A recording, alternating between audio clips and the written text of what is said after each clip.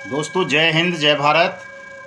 मैं मदन लाल आज़ाद, संस्थापक संयोजक ठगी पीढ़ी जमाकर्ता परिवार और all India bike board taxi union, आज दिनांक 19 अक्टूबर 2023 को आपके समक्ष प्रस्तुत हूँ। राजधानी दिल्ली से एक विशेष सूचना आप सबको बताने के लिए पूरा वीडियो तमाम साथी ध्यानपूर्वक सुनेंगे और जिन साथियों ने हमारे YouTube चैनल युगांतर न्यूज़ को सब्सक्राइब नहीं किया है वो सब इसे सब्सक्राइब भी ज़रूर कर लेंगे, मेरे इस वीडियो संदेश को शेयर भी कर देंगे और लाइक और कमेंट भी ज़रूर कर देंगे ताकि हमारी बात देश की 42 करोड़ ठगी पीढ़ी जमाकर्ता परिवारों तक पहुंच सके और वो सब एक मत होकर बेईमान सिस्टम का और ठग साम्राज्य का प्रतिकार करने का निर्णय ले सकें, मतदान के बहिष्कार का निर्णय ले सकें। दोस्तों, जैसा कि आप सबको पता है कि हमारा संगठन ठगी पीढ़ी जमाकर्ता परिवार तब जब देश में अनियमित जमा योजनाएं पाबंदी कानून 2019, जिसे भुगतान की गारंटी का अधिकार भी कहा जाता है, उसको क्रियान्वित करवाने के लिए देश भर में आंदोलनरत है, संघर्ष कर रहा है। जिस राज्य में, जिस जिले में इस कानून के तहत अभी तक भुगतान पटलों की स्थापना नहीं हुई है, वहाँ जा करके लोगों को जगाया जा रहा है, वहाँ भुगतान पटल स्थापित किए जा रहे हैं। जहाँ भुगतान पटल स्थापित हो गए हैं और आवेदन लिए जाने के पश्चात भी भुगतान की प्रक्रिया अभी तक आरंभ नहीं की गई है सक्षम अधिकारियों के द्वारा, वहाँ पर भुगतान की प्रक्रिया आरंभ करवाई जा रही है। यही काम है मोटा मोटी हमारे संगठन का और हमारे साथियों का। दोस्तों, आज मैं कई बातें आपके साथ साझा करूंगा, कई सूचनाएं भी साझा करूंगा, लेकिन उससे पहले मैं अनियमित जमा योजनाएं पाबंदी कानून के विषय में ही आपको बता देता हूं, क्योंकि कुछ लोग आज भी इस कानून को लेकर भ्रमित हैं। कुछ ठगों के दलाल हैं जो इस कानून के बारे में भ्रम उत्पन्न करते हैं और इसे एजेंट साथियों के, एडवाइज़र साथियों के खिलाफ बताकर या ये कहकर कि इस कानून के अंतर्गत 2019 से पहले जिन कंपनियों ने जमा स्वीकार किया वो इसके अंतर्गत कवर्ड नहीं होती। वैसे मैं कई बार बता चुका हूँ, लेकिन पुनः आज आपको मैं बताऊंगा कि इस कानून का लक्ष्य क्या है और इसमें कहाँ कहाँ ये लिखा है कि कैसे आपके धन की 2 से 3 गुना वापसी का प्रावधान सरकार ने किया है। और ये गारंटी दी है कि सरकार आपसे आवेदन लेकर उसको सत्यापित करके आपका पैसा, आपकी जमा राशि का 2 से 3 गुना 180 दिन में आपको वापस करेगी। दोस्तों, ये इस विधेयक का जब ये कानून बनाया जा रहा था, तब जब लोकसभा में और राज्यसभा में, संसद में इसको पेश किया गया तो उसका डॉक्यूमेंट है। इसका जो 6वां पैरा है दोस्तों, सक्षम प्राधिकारी के बारे में विधेयक क्या कहता है वो मैं पढ़ के सुना देता हूँ। विधेयक में एक या एक से अधिक सरकारी अधिकारियों को सक्षम प्राधिकारी के रूप में नियुक्त करने का प्रावधान है, जो राज्य या केंद्र सरकार के सचिव पद के नीचे के न हों। विधेयक के तहत किए गए अपराधों के बारे में जानकारी प्राप्त करने वाले पुलिस अधिकारी सक्षम प्राधिकारी को इसकी रिपोर्ट करेंगे। इसके अलावा पुलिस अधिकारी जो इंस्पेक्टर लेवल से नीचे का नहीं होगा, ऐसा पुलिस अधिकारी किसी भी संपत्ति में प्रवेश कर सकता है, तलाशी ले सकता है और कानून के तहत अपराध से जुड़ी किसी भी संपत्ति को वारंट के साथ या बिना वारंट के जब्त कर सकता है। ये बड़ा खतरनाक प्रावधान है और मामलों में वारंट प्राप्त करना पड़ता था तलाशी के लिए, गिरफ्तारी के लिए। इसमें किसी वारंट की ज़रूरत नहीं है। अगर संदेह है कि यहाँ कुछ है तो वहाँ ऐसे ही जब्ती, तलाशी और गिरफ्तारी की जा सकती है। सक्षम प्राधिकारी जमाकर्ता की संपत्ति, साथ ही प्राप्त सभी जमाओं को अस्थायी रूप से संलग्न कर सकता है। साक्ष्य प्राप्त करने के उद्देश्य से जमाकर्ता की जगह उसको जमा लेने वाला पढ़ें। साक्ष्य प्राप्त करने के उद्देश्य से किसी भी व्यक्ति को अभिहित न्यायालय में जो है प्रस्तुत करके उसका निराकरण कर सकता है, बुला सकता है किसी भी व्यक्ति को सम्मान दे करके, जिस पर भी संदेह हो, चाहे वो कोई हो, कितना भी ताकतवर आदमी हो। और जो लोग ये कहते हैं कि इसमें 180 दिन का प्रोविज़न नहीं है, वो इसे ज़रा ध्यान से पढ़ लें, जहाँ मैंने अंडरलाइन किया हुआ है इसको। इसमें साफ साफ लिखा है कि न्यायालय सक्षम प्राधिकारी द्वारा संपर्क किए जाने के 180 दिनों के भीतर इस पूरी प्रक्रिया को पूरा करेगा और आपकी जमा राशि का 2 से 3 गुना पैसा आपको वापस करेगा। दोस्तों, एक्ट जिन साथियों ने खरीद रखा है उनको मैं एक्ट में भी बता देता हूँ ये चीज़ें। ये तो मैं वैसे बता रहा था, लेकिन मैं एक्ट में भी आपको आज कुछ चीज़ें बता देता हूँ कि कहाँ कहाँ क्या क्या लिखा हुआ है।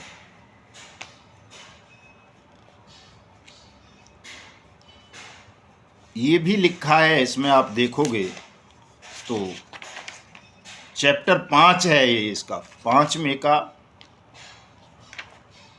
चैप्टर 5 का 13वां जो सेक्शन है और 13वें सेक्शन का तीसरा सब सेक्शन, इसको जब आप पढ़ेंगे पेज नंबर 15 पे, तो दोस्तों इसमें साफ साफ लिखा है the competent authority shell open an account in scheduled bank for the purpose of crediting and dealing with the money released under this act. मतलब जो आपका पैसा जब्त किया जाएगा ठगों से, उसके लिए सक्षम प्राधिकारी एक अकाउंट खोलेगा किसी अधिसूचित बैंक में और उस अकाउंट के द्वारा आपका पैसा आपको वापस करेगा। जब इसी का 5/14 आप पढ़ेंगे तो पीरियड भी लिखा है कि 30 डेज के अंदर अंदर, ये भी इसी पेज पे है दोस्तों। और इससे अगला जो पेज है, पेज नंबर 9, 15 में गलत बोल गया था, वो 8 नंबर पेज है। जो पेज नंबर 9 है उसी में इसी जो ये 5वां अध्याय है इसका, उसी का 16वीं धारा है। अटैचमेंट से ऊपर वाला जब शब्द आप पढ़ेंगे तो उसमें साफ साफ लिखा है कि 180 days from the date of receipt of the application refer to in sub section 1। ये देख पा रहे होंगे आप, नहीं देख पा रहे हैं तो बुक देख लेना। कई लोग पूछते हैं कि साहब कहाँ ऐसा लिखा है, उनको कई सक्षम अधिकारी भी मूर्ख बनाने का प्रयास करते हैं कि ऐसा कहीं नहीं लिखा है, तो ये आप चीज़ें दिखा देंगे। इसी का 6वां अध्याय है दोस्तों, इसी एक्ट का 6वां अध्याय का नाम है ऑफेंस एंड पनिशमेंट। तो इसका जो 21वां सेक्शन है उसका सब सेक्शन है 3।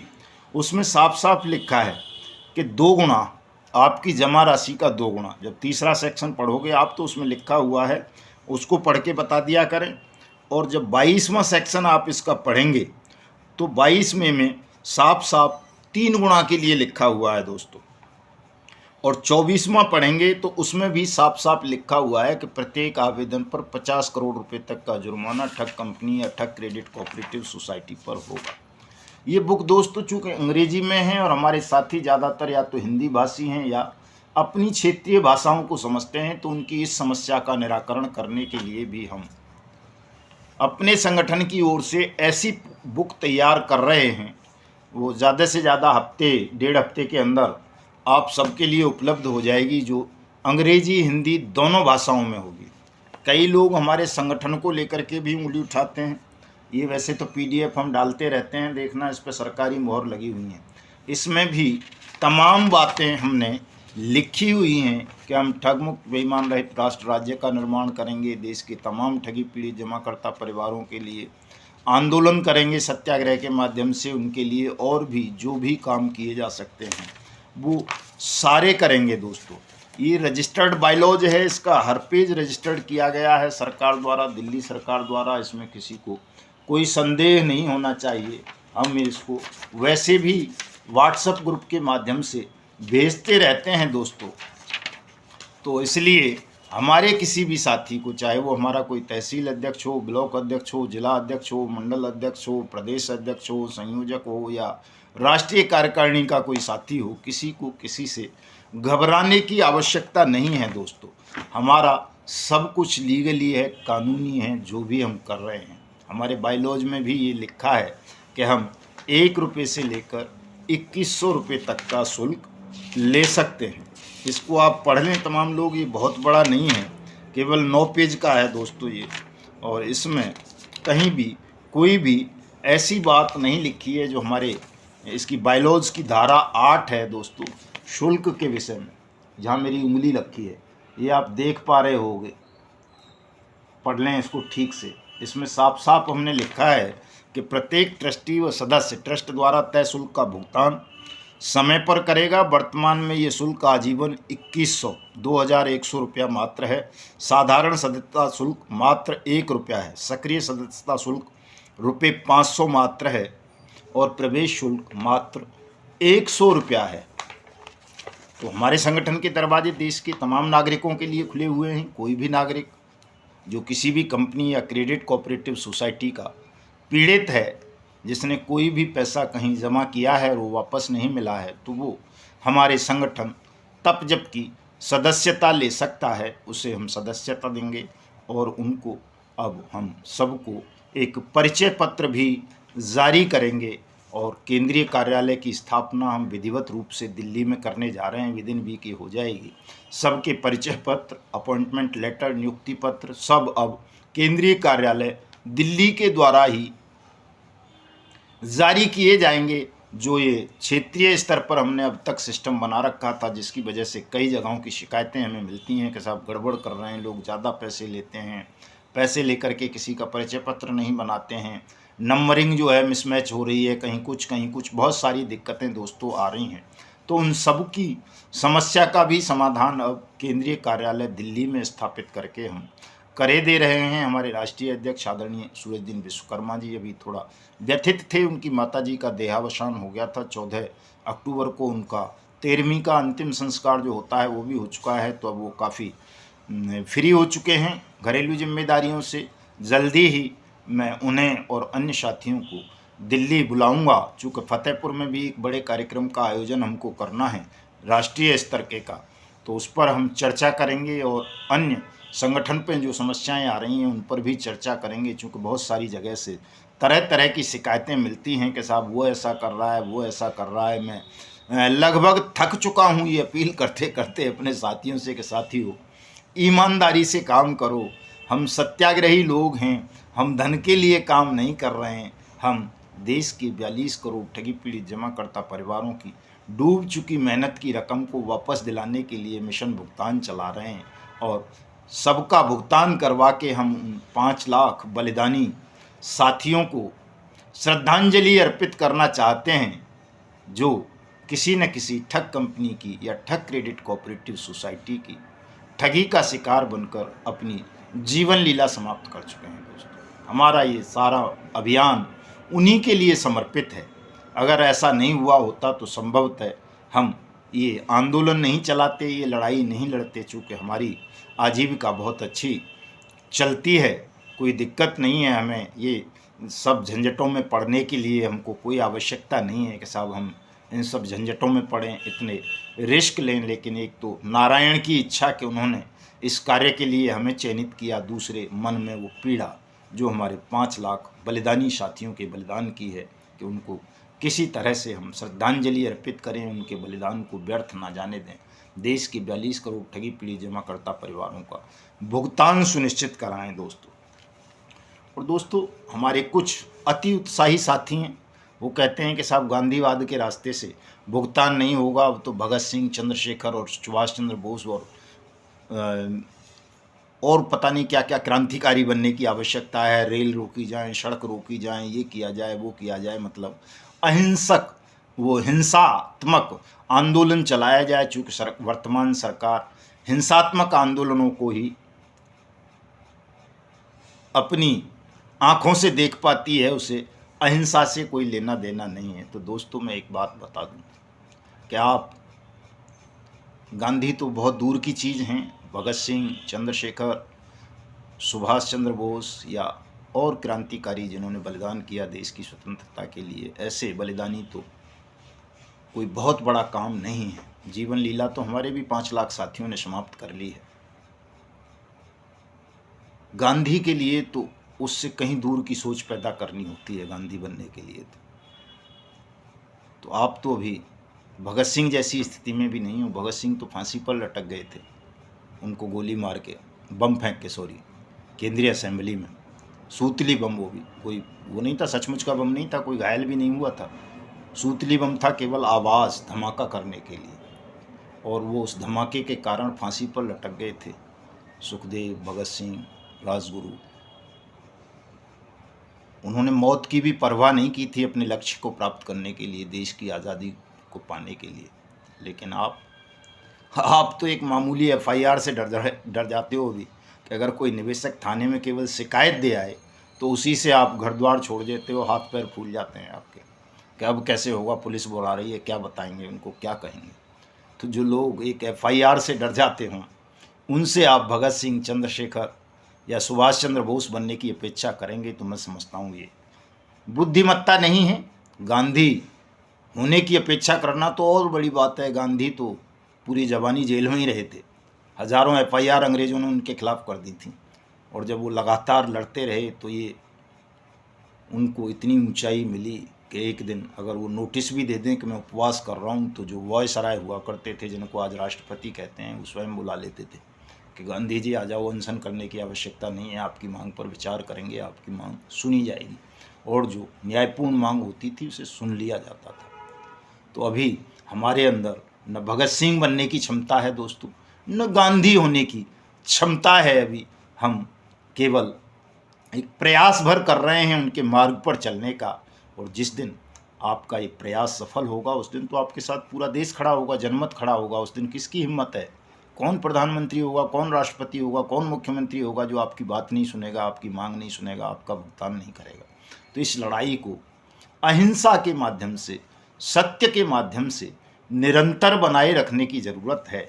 और जैसा कि मैं पहले भी कहता रहा हूँ, लेकिन आज और एक विशेष आभास इस पावन नवरात्रों के दौरान मुझे हुआ है कि आप सबका भुगतान निश्चित रूप से वर्ष 2023 में ही होना है दोस्तों। लेकिन आपको भी उसके लिए लड़ना होगा, जागना होगा, एकजुट होना होगा। और ये जो आप अलग अलग लड़ रहे हो ना, कि कोई आदर्श के लिए लड़ रहा है, कोई सहारा के लिए लड़ रहा है, कोई पीएसीएल के लिए, कोई टोगो के लिए, कोई जीसीए के लिए, कोई समृद्धा के लिए, कोई साईं प्रसाद के लिए, कोई साईं प्रकाश के लिए, कोई बाइक बोट के लिए, कोई आरएमसीएल के लिए, कोई किसी के लिए, कोई किसी के लिए। इस अलग अलग लड़ाई को ख़त्म कर दो। क्योंकि जो लोग ये अलग अलग लड़ रहे हैं ना, उनमें से कोई भी ईमानदार नहीं है। वो किसी का भुगतान नहीं चाहते, उनको केवल अपने चंदे के धंधे से मतलब है। और आप उन सबके पराधीन हो गए हो दोस्तों। और हमारे देश के बहुत महान संत हुए हैं, प्रथम क्रांतिकारी संत उन्हें कहा जाता है, संत रविदास महाराज, जिनकी मीराबाई भी शिष्या थी। उन्होंने कही थी एक बात, ये गुरु ग्रंथ साहिब में लिखी हुई है, पराधीन का दीन क्या पराधीन बेदीन, और रैदास दीन पराधीन को सब समझे हैं।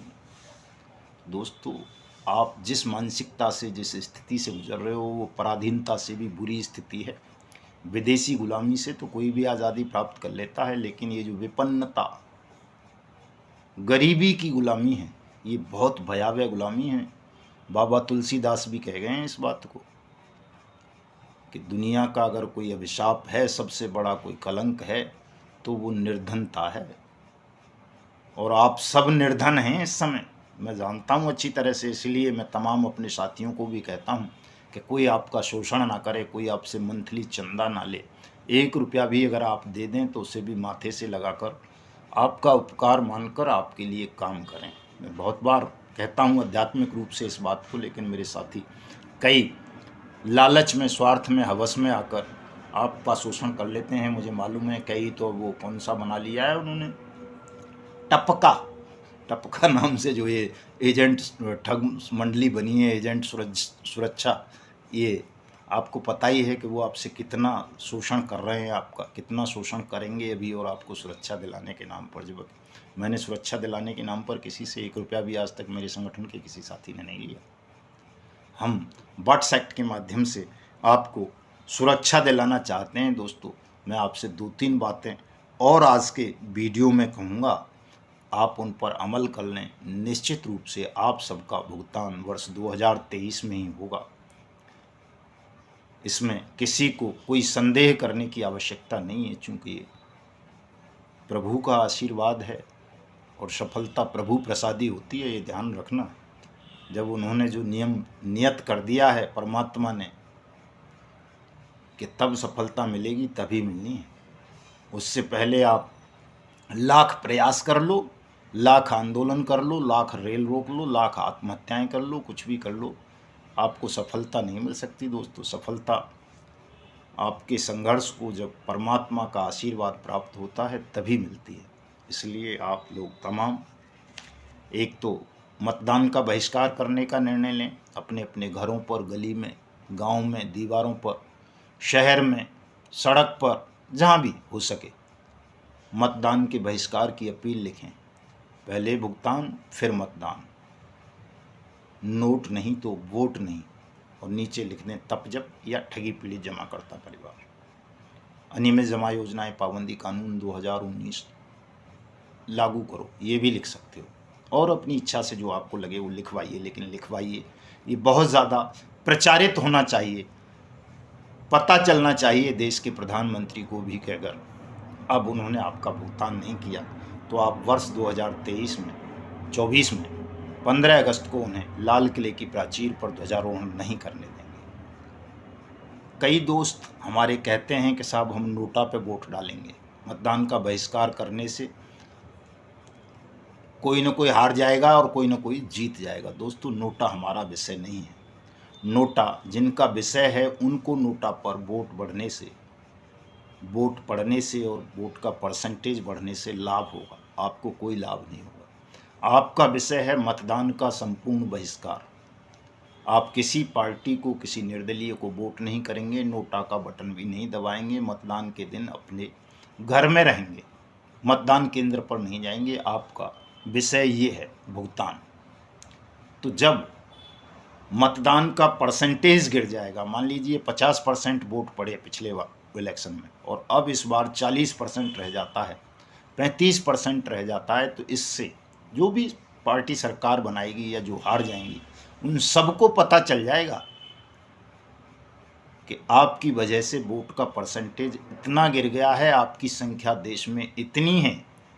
और अगर आपने नई सरकार बनने के 1 महीने बाद भी आंदोलन कर दिया, कान पकड़ करके कुर्सियों से उतारने का आंदोलन आरंभ कर दिया राजनेताओं को, तो वो घबरा उठेंगे। उन्हें पता चलना चाहिए कि आपने 10% मतदान को गिरा दिया, मतदान का परसेंटेज गिर गया। इससे आपके संगठन की ताकत, आपकी ताकत